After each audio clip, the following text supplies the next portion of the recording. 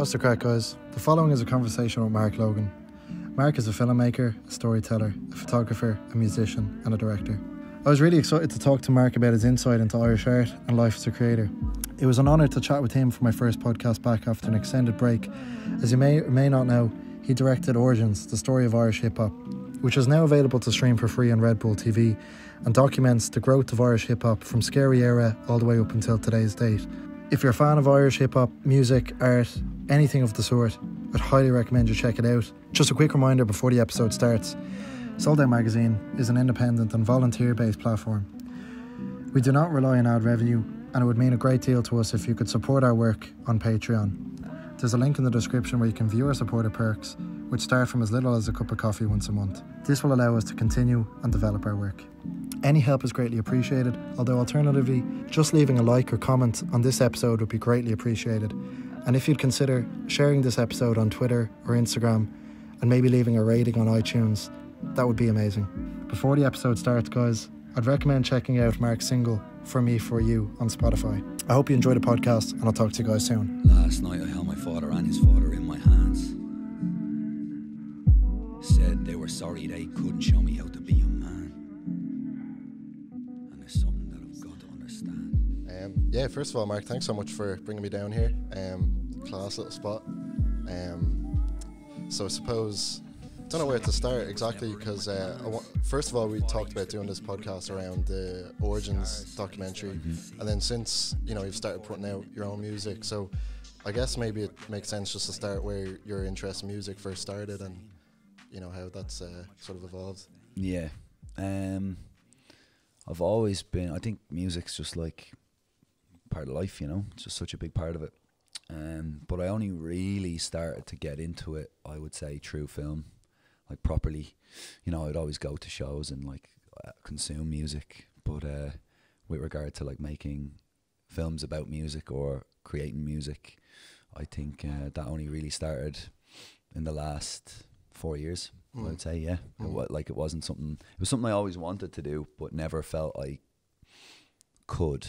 I didn't have the like access to it or the self belief or like the skill set to do it. But then, I don't know, I suppose then just finding and building something that can create films or make music, then I was like, all right, there's a vehicle for this. I can actually start to do it now. But that didn't exist for a lot of my life. It was only really the last 4 years. Yeah.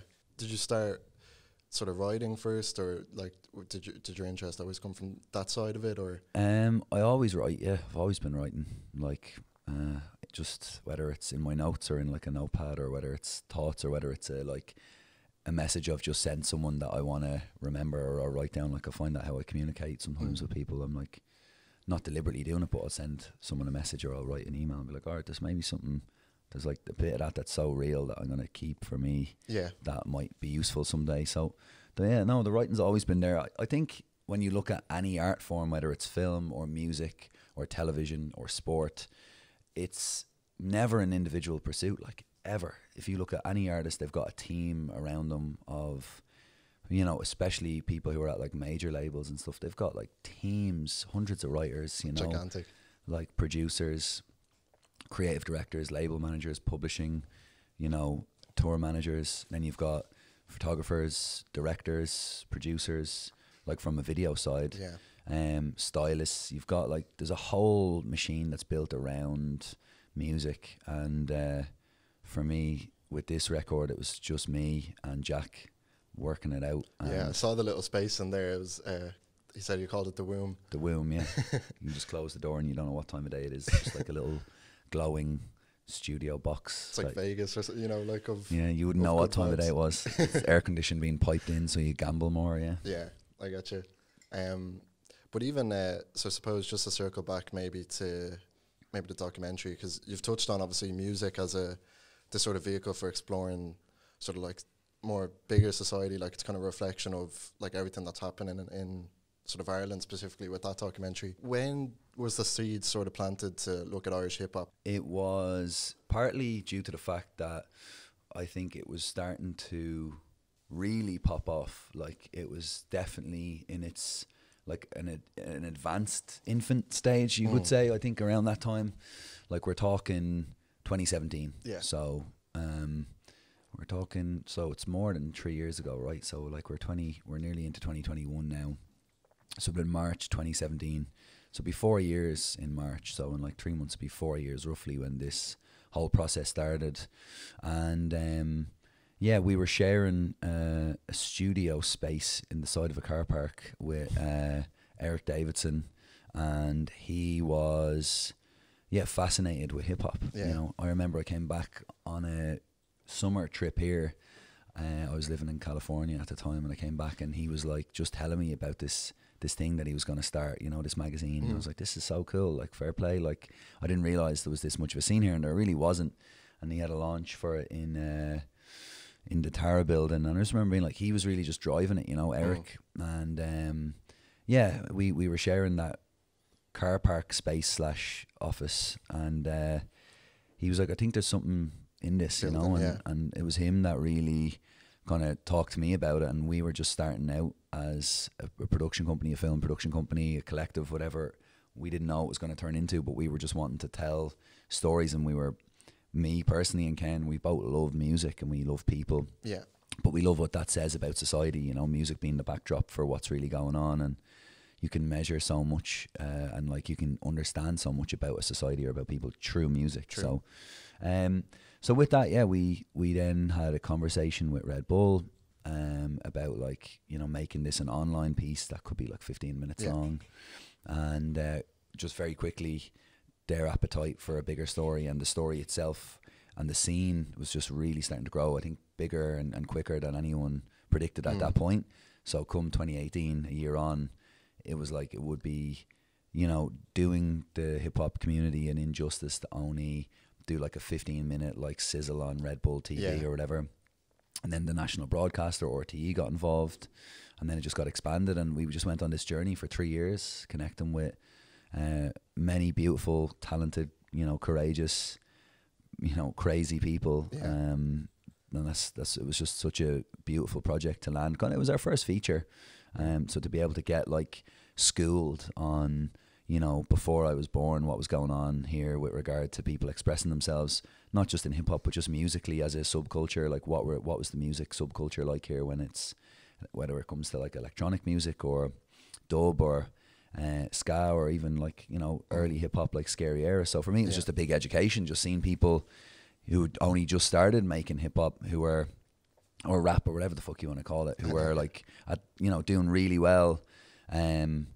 For now, but their career spans like what, 6 months or a year since they dropped their first video or an EP, and everyone's like, oh, this person's deadly. And then you're like, well, there's actually been like hundreds of people who've been doing this for a very long time, and some of them at a really high level, like signing to one of the biggest labels in the world and biggest management companies in the world in Island Records, you know, Bob Marley, U2. So yeah, it was a real education for me, like 100%, and I loved it, and it was a privilege and an honor to be able to make a time capsule where, you know, you don't make the story of hip hop, you know, every year. It's like it's something that can probably only happen every 10 years. And I feel like, you know, we left a lot of people out. You know, you've got 52 minutes. How the hell are you going to get that many people in? You know, like I think someone in the documentary said like when they started making hip hop, there might have been like 100 rappers in Ireland. Now there's like 10,000. Yeah, it feels like that. People can see that it's possible, so they start expressing themselves in that way. And yeah, I feel like we did the best we could, and it's been really well received and viewed millions of times and stuff. So I'm happy that it's got reach, and there's an international interest with not just people in Ireland thinking it's cool, but people outside of here understanding like what makes us different. And I think Irishness, or like who we are, whether it's music, sport, theatre, there's a global interest in like what we do on this island, you know, no matter what it is. And it's great to see such international interest in the scene here as well. Yeah, no, for sure. I was just wondering, like, how did you sort of go about crafting this narrative? Like, what was because it is such a big scope, as you were saying, like, what were sort of the things you felt were most important to go and capture? Don't think you know the story, because you don't. You have an idea. That's all you have. And you've got a gut feeling, and you've got a couple of people, a couple of names, but you don't know 40 years of musical history, like, as it was, because you weren't alive for some of it, and you weren't interested in it, or you weren't around it at the time. So I think being open to allowing the story to unfold and connecting with older heads who what you get a sense of them when you're talking to them, that, oh, this person knows what they're talking about, they love what they do, and they were really around at this time. Yeah. And I think it was just important as people came out of the past to like go and do a bit of research on them and talk to other people about them and see how influential they were and if they have a place. And I think you base that evaluation on what what you feel from the person and what they've done, what they've achieved, not just in terms of numbers, but how they made people feel, like what was their contribution to the scene. And that's why there's people like Mark Murphy in there from the Sugar Club, Choice Cuts, they're doing amazing work for such a long time. B+. To be honest, he was doing an exhibition over here with, it was called Ghost Notes on tape, or no, it was just called Ghost Notes.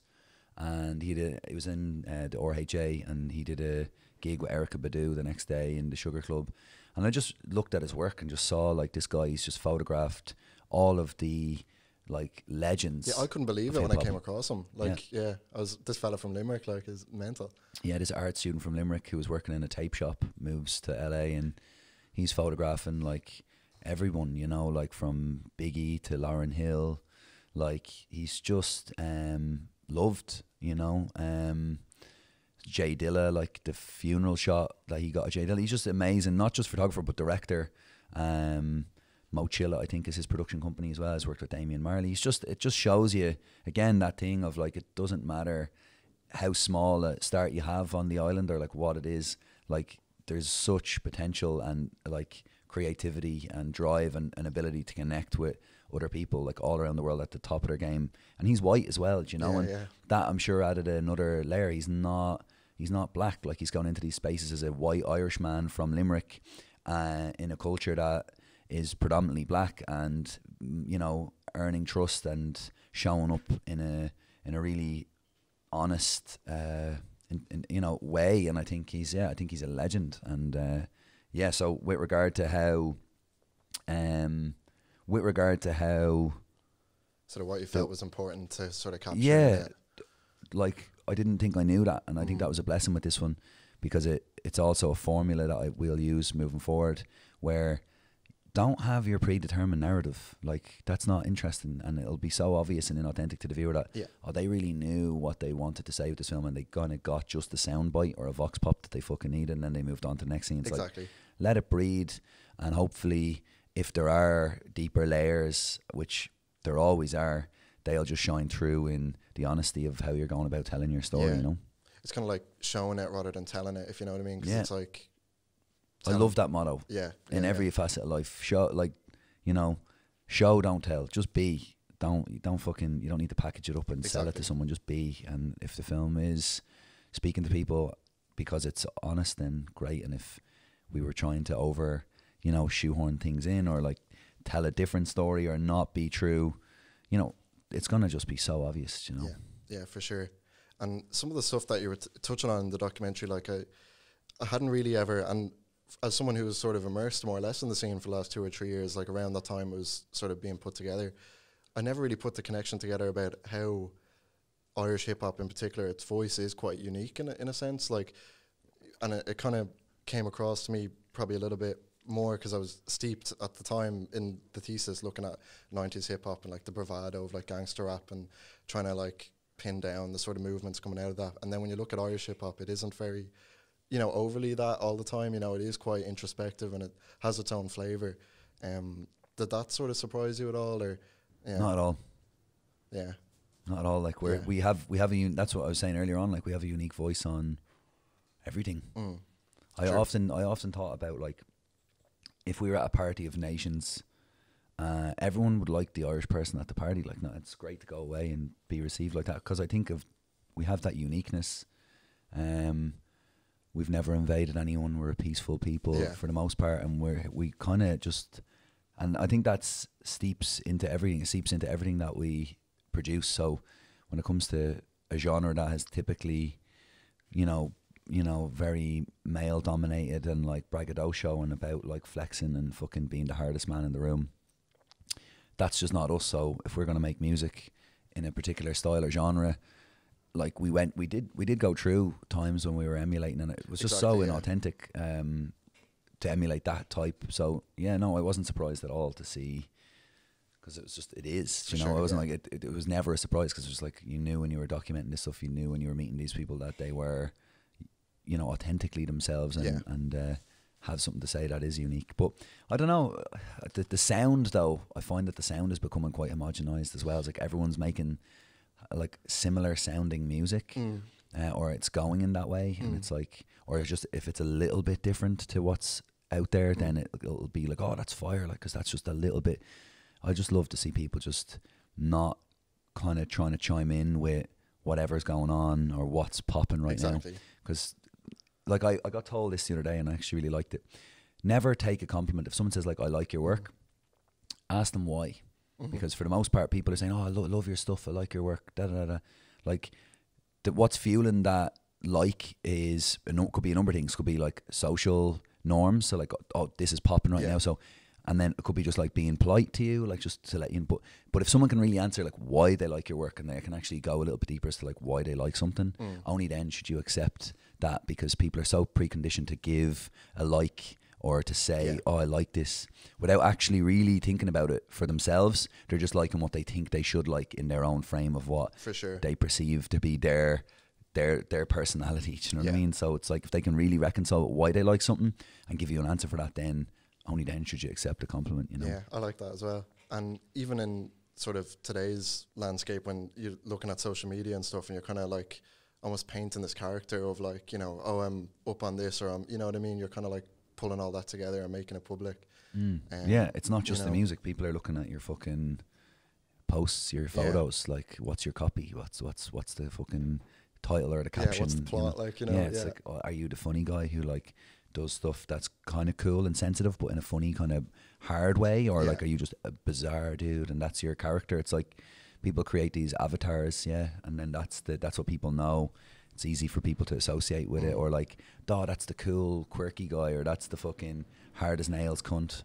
Do you know? Yeah.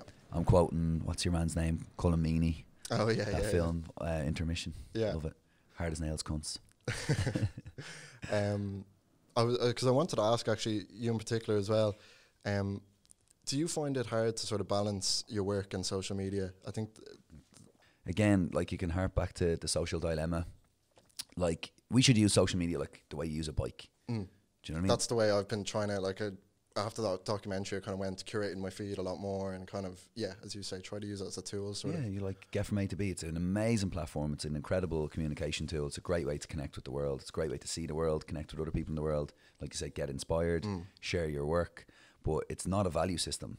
Like, it doesn't equate to self-worth. It doesn't let you know, how what's going on internally. It's a mirror, and it can be a dangerous mirror. But the rates of people who are young people particularly becoming depressed and anxious and suicidal because of the lens of social media or whatever, it's really fucking sad, and it's dangerous, and it's out of hand. But just don't get your value system from it. No, for sure. Because especially with like truth bangers and stuff, it's it's like you get to say everything you want, but in a more fleshed out and more sort of realized fashion, and more conversation, man. Exactly, yeah, man. I'm delighted that you're listening to that. Like, sweet. It's a great way to get stuff out in a more real way. It's a conversation. It's not a caption. It's not like a tweet just that can go out and be misinterpreted. You can actually elaborate a little bit, and people will still try and misquote you from it. They'll take one line from your podcast and be like, you said this, and you're like, yeah, but did you listen to like the whole intention behind it, or did you like actually hear the preface or the after, so so I have that platform. I don't know if it's a blurred line. I definitely try to limit how much I use it, for sure. Like I notice the more I use it, the less good I feel. Just as well, because I meant to actually ask about it when we were talking about the documentary. How did you end up directing the music video with Chaila? Denise? Yeah. How did I end up doing that? Yeah. How did it come about? How did that come about? I first met Denise actually at B Plus's show in the RHA like yonks ago. I don't even know if she was doing music at that point. It was God Knows and Merle, and I think they just wrapped up Russ and Gano. And True God Knows. Like, me and God Knows are close. Like, we don't talk like every single day, but when we do connect, like I've got so much love for him, and he's amazing. He's like holds so much, you know, for so many people. So I got to know God Knows really well. I shot artwork for his single Crown, and we hung out a good bit, and then he was telling me about Denise's project. He sent me the album like a year before it went out, and I was like, this is amazing. No, it was Chaila, the album. And well, no, sorry, there's the name of her album is Go Bravely. Yeah, so it was like Go Bravely by Denise Chaila is the whole album, and he sent me a wee transfer and I listened to it, and I was just like, this is incredible. Like I saw her first at that I think it's shot in the Red Bull free gaff. Oh yeah, I was just blown away because they were like delivering that concert as if it was like the 3 Arena, do you know what I mean? It was just like the energy was insane. Yeah, they've got great energy, massive energy, and big hearts as well, and like they're doing fantastic. So yeah, just through that, I was away in India when I was like working on the pre-production and the production design, like the set design for it, and was just going back and forth with Denise on a lot of like what the creative is, what the intention is, and loved working on it. But yeah, I'm just so grateful to see her like blow up, you know. It is savage. She deserves it. She's great. Yeah, no, for sure. And I suppose kind of just maybe to wrap up as well, just with the For Me For You single, is there anything sort of in the pipeline, like? Yeah, there is. Just working on. There's like 2 or 3 other songs that I have. I'm not gonna rush it. Like that really was for me, man. And if someone gets something from it, brilliant. You know, I had to get that out. But I think for me now, it's not about. I'm trying to not fall into that category of like, oh well, I now need to like be in this way and like release music now and put this out and have, like you said, that persona. Yeah, that's. I'm just gonna be myself, and I love the process of making tunes. Like I love writing and I love being in the studio. I love Jack. I love like having that vehicle. So it's just something that I'm going to just continue to do because I find it so like comforting it's like I always, even through making films, I would have always talked to people about music and what it means to them and the craft of it, and it would have always just felt like I got conceptually what they were saying, but at the same time there was a sense of like, I don't know, like it always sound like cliches exist for a reason because they always sound like a cliche, but then when you really get into music, I think you lose who you are in the process, and through that you realize how much of it like a mystical sacred thing it is, like how music is just powering everything, you know, and it's such a raw medicine. And for me, I just want to just keep getting in that space and seeing if something comes out and how I feel about it, and then if I like it and I feel like I want to share it, and it could have benefit or could be enjoyed or could create a mood or a bop or is a story that hasn't been explored or whatever that I feel is good for me, then I'll put it out. So yeah, I'm gonna work on an EP I think for maybe spring, and just me and Jack are actually moving into my nanny's old gaff, just the 2 of us. She lives out with my man now, and we're gonna make a little home studio.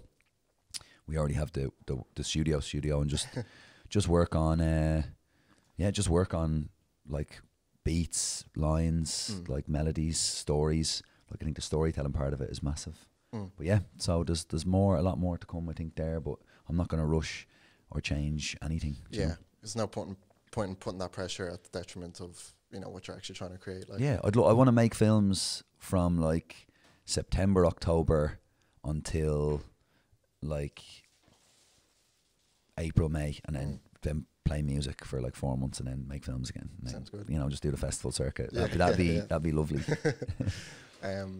Yeah, because I suppose there is that kind of. Would you say with creating the films, like it's almost usually telling someone else's story, like albeit with, you know, your own spin on it and so on. But yeah, I mean, you can't compare anything to music. I don't think. Like film, there's a process. Like almost, yeah. There's a process there. Like with anything, there's a process of time, effort. Like there's all these creative decisions, like hundreds of thousands of micro and macro fucking creative decisions that get made along the way. And there's your heart and there's your, you know, avenue of self-inquiry, whether it's with a film or whether it's with yourself. And I think when you're making music, for me at least, it should be something very, very personal, because it's what your song is. It's literally what's coming out of you, vocally, frequency, fucking everything. So that is your output, literally through your voice. So for me, that's something deeply personal. filmmaking is deeply personal because you're connecting, as a director, you're connecting with people on a human level when you're talking to them, but also then the whole system of like how you put it together, like what's the narrative, how do you bring it to life, and music is a huge part of making films as well. But it's not like, like you said, I don't think it's not such a deeply personal thing. It's more you're showing someone that you see them, or you see a story. We just made a film about the 10 years of the busk that happens every year on Grafton Street, and like getting to connect with all the people who have made that felt like a blessing. But then to deliver an edit to the people involved, from Bono, Glenn Hansard, Lee Wainley, all these legends, Sinead O'Connor, who are in it, and them to be like, oh, you see us, like you've really told that in a way that's true, and it looks so beautiful, and it's a time capsule. That's the greatest gift, I think, when you make a film, is that the people who it's representing or it's about feel it to be true, and then you've got people that knew nothing about it can come and all of a sudden connect with that thing through video or film, and obviously the sound and music involved in that as well. That's a beautiful thing. But when you make something that's you, and it's your like soul, or it's a piece of your heart, or it's a piece of your story, or a piece of your life in music, and people hear that and connect to it, it's just a more personal sense of connection with people. They can like something that you made that reflects on you, or they can like something that is literally you made, is you in a song or in a piece of music. It's a beautiful thing. Yeah, for sure. And to circle back to what you said as well, like if someone can tell you why they liked it as well, I can imagine that kind of hits twice as man. Like that's the real reason why I think everyone is creating. It's that sense of like you're not alone. Like we're born alone. We come out of our mothers, and then we live a life, and we're dying from the minute that we're born, and then we go wherever we go. We go back to the source. We go wherever we go. So throughout life, if we can pour ourselves into things that other people can connect to, or get benefit from, or enjoy, or just consume, or not enjoy, and be stimulated by, or just creating things, making things. If we can make things from our bodies and from our minds, there's a sense of like, all right, like I'm not just down here faffing around, like I've kind of made something, and even if it's not something that I'm gonna like sing from the rooftops, like you're creating. We're creative beings. We're like scientists, from the moment we're babies, we're investigating our realities, the world around us. So if we can create something with ourselves and with our being that can be shared with another human, go, oh, look at this thing, or like listen to this thing, or do you see that? It's like there's something in that nourishes and makes, I think, connects us. And the more we can all be just creating, and it doesn't even have to be music or film, like just a bench, like making a beautiful bench, or planting a flower, or whatever it is. Like as long as we're doing something that we can share, I think there's beauty in that. I think there's growth, and you're alive then. Do you know what I mean? You're actually alive. You're contributing something. Yeah, it's like purpose. Yeah, exactly. Absolutely. Yeah, perfect. I think that's a good spot to end. Is there anything you wanted to touch on other than that? No, yeah, good man. Check out any projects. I suppose the Origins, the single. Yeah, Origins. I think it's on Red Bull TV now indefinitely, so you can go and watch that. As far as like, I suppose a feature-length documentary diving into Irish hip hop, I don't think there's a better place to start if you're looking to really, have crack with it. It's fun. It's energy, and it's available there to watch. It's like, if your Netflix subscription runs out, you can just jump over to Red Bull TV and watch it. But that, and then if you're into my music and you want to listen to For Me For You, it's just me, like just Mark Logan on Spotify, and we've got that film that's going out on the 22nd of December on RT1 at 10 o'clock. Savage. The Busk, it's called. I'm fucking buzzed about that one, man. I'm like, that's been a blessing to make. That's it really. Yeah, Mass 2 is going to have a release soon as well, and Greg Purcell's going to have a release as well. Like, we've got a label, ADR, Audio Department Records, so like go check out Mass 2 and Greg as well, and like there's lovely music coming out. There's a guy that we're working with as well, Adam Mohammed, we just did a video for, amazing poet from Ballymun. He's going to drop a piece called Untitled, which I think will be beautiful for people to see. It's all about identity. He's Sudanese, and he's Ballymun as well. He's Irish and Sudanese, and grew up between the two faiths of Islam and Catholicism, but also Ballymun and Sudan. So that's another project we're going to work with him on our label as well. And there's a festival. Keep me on that one. I will. I'll let you know. George is editing that now as we speak. But just just fucking, that's it. Yeah, no, it's been an absolute pleasure, man. I'm sitting here thinking, can we fist bump? You know what I mean? Yeah, we better not, man. I know, we exactly, get, right. if we get any closer, like for a minute, none of them show how close we are. Actually, for meters apart. For like, I've got like radiation across the room. Yeah. Passing on my trauma in vain. Really appreciate it. Pointing all the fingers, blame. Falling down the road half cut. The money for the week spent on the sub. The harps fell on the bar and the stout. Drowned out the sound of that truck.